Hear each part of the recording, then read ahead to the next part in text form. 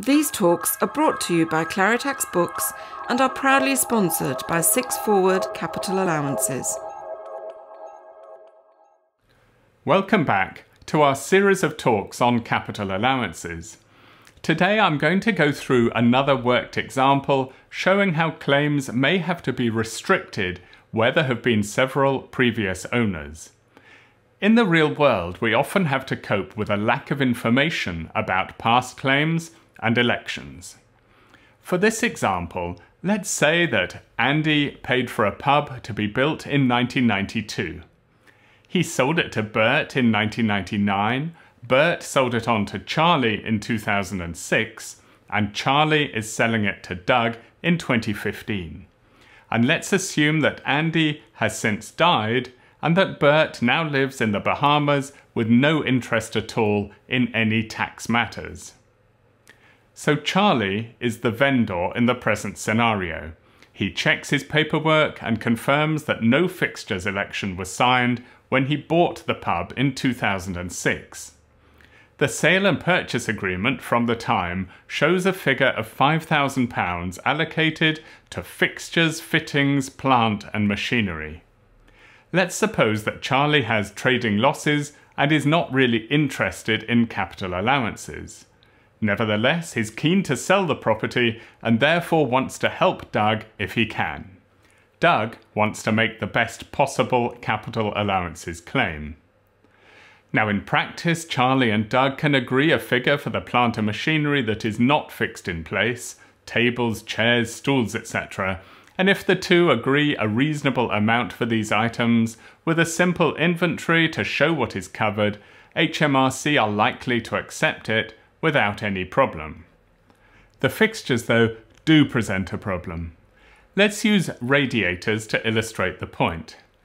The complication here is that a fixtures election may have been signed when Andy sold the pub to Bert in 1999, and the figure in the election for the radiators could have been just £1.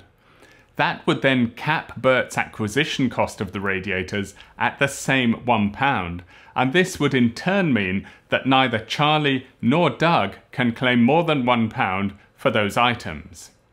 Now we don't know, of course, that Andy and Bert signed an election, but the onus is on the claimant to show that the claim can be made. Unless we can prove the point, HMRC are likely to challenge the claim.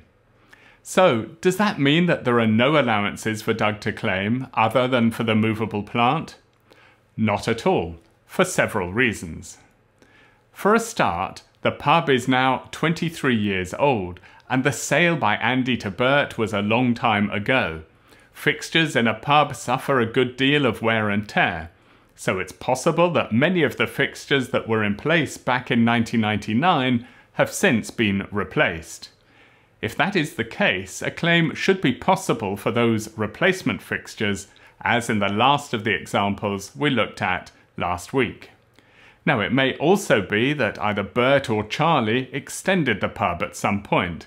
In that case, a claim will again, in principle, be possible. And finally, we know that Charlie owned the property before April 2008. As a result, Doug will have an unrestricted chance to claim for any integral features on which Charlie was unable to claim. That's likely to include general electrical wiring and non-specialist lighting, as well as most or all of the cold water supply. This part of the claim, at least, will require an apportioned value.